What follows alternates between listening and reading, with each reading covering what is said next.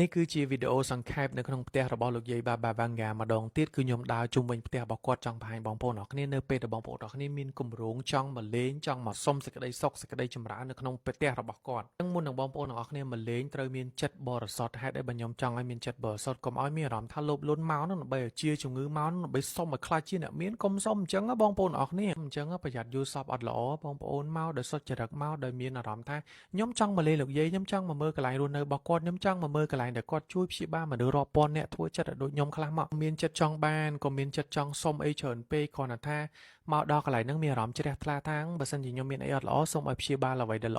អហើយបានសុភមង្គលសូមតែប៉ុណ្្នឹងទៅប្រកាសជាល្អឯនៅក្នុងជីវិតរបស់យើងជីវិតយើងចង់លោភលន់ចង់បានអីមួយបងប្អូនអរគ្នាយើងរស់នៅគ្មានក្តីសុខទេខ្ញុំរាល់ថ្ងៃនេះខ្ញុំអត់ចង់លោភលន់អីទាំងអស់តែលក់ដូរសំបីតែអីគ្រប់យ៉ាងទាំងអស់ខ្ញុំបានធ្វើអស់ពីសមត្ថភាពអស់ពីអារម្មណ៍ខ្ញុំអស់ពីកម្លាំងកាយខ្ញុំហើយអញ្ចឹងខ្ញុំអត់សង្ឃឹមថាត្រូវតែជោគជ័យត្រូវតែអីទាំងអស់ហើយអត់ទេបងប្អូនអរគ្នារំពឹងចង់បានអីមួយរំពឹងចង់បានលុយពេករំពឹងចង់បានគ្រប់យ៉ាងពេកដូចយើងធ្វើបាបខ្លួនឯងអញ្ចឹងខ្ញុំបានឆ្លងកាត់រឿងជាច្រើនមែនទែនដែលធ្វើឲ្យខ្ញុំផ្លាស់ប្ដូរមកដល់ថ្ងៃនេះជាមនុស្សម្នាក់មានអារម្មណ៍ថាខ្ញុំបានបំពេញកាតព្វកិច្ចគ្រប់គ្រាន់ហើយសម្រាប់ជីវិតមួយនេះអញ្ចឹងខ្ញុំត្រូវការដើរកម្សាន្តនៅជុំវិញពិភពលោកដើម្បីបង្ហាញបងប្អូនដែលកំពុងតែមើលតាមដានទស្សនាមួយនេះចិត្តបរិសុទ្ធខ្ញុំពេលខ្ញុំបានមកដល់ផ្ទះលោកយាយបាបាវ៉ាន់ហ្គានឹងខ្ញុំមានអារម្មណ៍ថាប្លែកមែនទែនមានអារម្មណ៍ថាលោកយាយបាបាវ៉ាន់ហ្គាគាត់បានបង្រៀនខ្ញុំរួចហើយគ្រាន់តែខ្ញុំឈានជើងចូលមកដល់ខ្ញុំមានអារម្មណ៍ថាគាត់បរៀនខ្ញុំរួចហើយតែខ្ញុំទៅទិញសភៅទៅមើលសភៅហើយក៏បានថតចម្លងសភៅខ្លះៗដែលគេបកប្រែខ្លះគ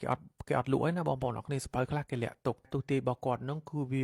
មានកន្លែងខ្លះគឺអស់ចាយក៏សាហាវខ្លាំងដែរដែលខ្ញុំអាចបង្ហាញប្រាប់បងប្អូនអរគ្នាតន់ដល់ពេលវេលាដែលខ្ញុំនឹងបង្ហាញខ្ញុំមានសភៅ3ក្បាលដែលខ្ញុំអត់ហ៊ានបកប្រែជាភាសាខ្មែរនៅឡើយទេបងប្អូនអរគ្នាដោយសារតែសភៅ2ក្បាលនោះគេឲ្យបកប្រែបានមួយក្បាលទៀតគេឲ្យលាក់តាមអញ្ចាំងគាត់មួយគឺខ្ញុំបានថតទុកទាំងអស់ដាក់ចូលក្នុងសភៅដើម្បីបកប្រែអំពីជីវិតរបស់គាត់ហើយការទំនេរការទុតិយរបស់គាត់នៅប្រហែលឆ្នាំខាងមុខទៀតហើយការទុតិយរបស់មនុស្សលោភលន់ហើយនឹងខ្សែជីវិតគាត់ជាច្រើនទៀតខ្ញុំពិតជាចង់បង្ហាញបងប្អូនអរគ្នានៅថ្ងៃណាមួយមែនទែនគ្រាន់តែខ្ញុំចង់ប្រាប់បងប្អូនអរគ្នាថារក្សាចិត្តឲ្យល្អការមិនចិត្តលោភលន់ការយល់ដឹងអំពីមេត្តាធម្មជាតិនិងការរស់នៅរបស់មនុស្សលោកយើងពិតប្រាកដណាបងប្អូនអរគ្នានឹងមានអារម្មណ៍ថាសប្បាយមែនទែនហើយក៏ជូនបុណ្យទៅកាន់បងប្អូនអរគ្នាផងដែរដែលបានមើលវីដេអូមួយនេះបងប្អូនមានចិត្តជ្រះថ្លាហើយមានចិត្តចេះជួយគេទៅវិញទៅមកចេះគោរពបូជាមានគុណចេះនិយាយទៅចេះដឹងគុណមនុស្សជុំវិញខ្លួនណាបងប្អូនអរគ្នាសូម្បីតែដឹងគុណមេត្តាធម្មជាតិដីទឹកភ្លើងខ្យល់ម្ហូបអាហារយើងញ៉ាំរាល់ថ្ងៃហ្នឹងក៏យើងមានអារម្មណ៍ថាបានក្តីសុខនិងបានអ្វីដែលល្អនៅថ្ងៃខាងមុខទៀតដែរព្រោះនៅពីក្រោយរឿងលោកយាយបាបាវ៉ាន់ហ្គាខ្ញុំអាចនិយាយបាននៅពេលនេះទេប៉ុន្តែខ្ញុំនឹងសម្រាយប្រាប់បងប្អូនអរគ្នានៅថ្ងៃណាមួយដែលខ្ញុំបានបកប្រែបាន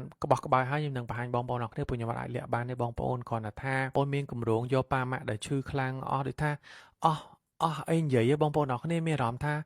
ាគាត់អត់អាចព្យាបាលបានតទៀតហើយយើងមានសមត្ថភាពដើរលេងបានស្រុកគេយកជី business ខ្លះយកពួកគាត់មកលេងអីចឹងឆ្លងមកដល់ប៊ុលហ្គារីហ្នឹងមកសុំសុខសប្បាយចឹងទៅណាសុំឲ្យគាត់ជាអីតិចតួចចឹងទៅខ្ញុំចង់ណែនាំបងប្អូនអរគ្នាកុំជាអតេះភ្លើងអីសុខចិត្តជួលឡានគេទៅបងប្អូននៅរៀងឆ្ងាយបន្តិចមែនក៏ប៉ុន្តែកុំឲ្យគាត់ពិបាកដោយសារតែការជាអតេះភ្លើងមកនេះគឺពិបាកខ្លាំងណាស់បងប្អូនមិនស្រួលទេតែនៅពេលដែលបងប្អូនអរគ្នាបានមកដល់កន្លែងនេះគឺអស់ចិត្តហើយមានអារម្មណ៍ថាយើងបានធ្វើអីអស់ចិត្តអស់ថ្លើមចឹងណាហើយបើសិនជាបងប្អូន creator យើងមួយចំនួនគាត់ចង់មកលេងប៊ុលហ្គារីនេះគឺត្រៀមចិត្តត្រៀមកាយតិចទៅពេលនេះរៀងស្ងាត់ដែរអញ្ចឹងបងប្អូនអរគ្នាធ្វើការរៀងប្រយ័ត្នប្រយែងខ្លួននៅការធ្វើដំណើរអីផ្សេងនិយាយទៅអត់មានចោលមានអីទេក៏តែយើងប្រយ័ត្នប្រយែងរៀងស្ងាត់អញ្ចឹងទៅគួរឲ្យខ្លាចអញ្ចឹងណាដាក់ម្ហូបដាក់អីមកញ៉ាំមកមិនសូវជាមានម្ហូបអាស៊ីអីច្រើនហ្មងទេកុំបារម្ភភាគច្រើន mall គេនៅក្នុងទីក្រុងសូហ្វីទីក្រុងធំគេមានលក់ម្ហូបច្រើនមែនទែនដែលយើងអាចទិញយកមីយកអីដាក់តាមខ្លួនញ៉ាំអញ្ចឹងណាឬក៏បងប្អូនអរគ្នាអាចញ៉ាំម្ហូប local គេបានមាន steak មាន cheese មាន spaghetti អីចឹងទៅញ៉ាំម្ដងទៅវាមិនពិបាកទេបងប្អូនឆ្ងាញ់គួរសមដែរនឹងមកខ្ញុំផ្ដាំឲ្យផ្ដាំទៀតណាក៏មានចិត្តលោភលន់ចង់មកលេងចង់មកសុំអីសុខសប្បាយអីចឹងបានដែរមិនបាច់សុំអីច្រើនទេបងប្អូនគួរយកបរិយាកាសថ្មីអារម្មណ៍ស្រស់ថ្លាអញ្ចឹងអរគុណបងប្អូនអរគ្នាដែលតាមដានទស្សនាវីដេអូខ្ញុំកន្លងមកនៅក្នុងប្រទេសអឺរ៉ុបទាំងប្រមាណប្រទេសនឹងបញ្ចប់ត្រឹមផ្ទះលោកយាយបាបាវ៉ាន់ហ្គ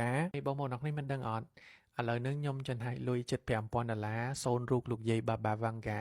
ាខ្ញុំដាក់នៅក្នុងផ្ទះខ្ញុំផ្ទាល់តែម្ដងខ្ញុំនឹងបង្ហាញបងប្អូនអរគ្នានៅពេលដែលខ្ញុំសូនរូបរួចហើយខ្ញុំនឹងចែករំលែកអ្វីដែលល្អៗទៅកាន់បងប្អូនអរគ្នាអ្វីដែលលោកយាយបាបាវ៉ាន់ហ្គាផ្ដាំមកបងប្អូនអរគ្នាកុំភ្លេចអ្នកមានគុណហើយកុំភ្លេចដីទឹកភ្លើងខ្យល់ម្ហូបអាហារដែលយើងញ៉ាំរាល់ថ្ងៃជួបខ្ញុំនៅវីដេអូក្រោយទៀតអរគុណបងប្អូនអរគ្នាជំរាបលា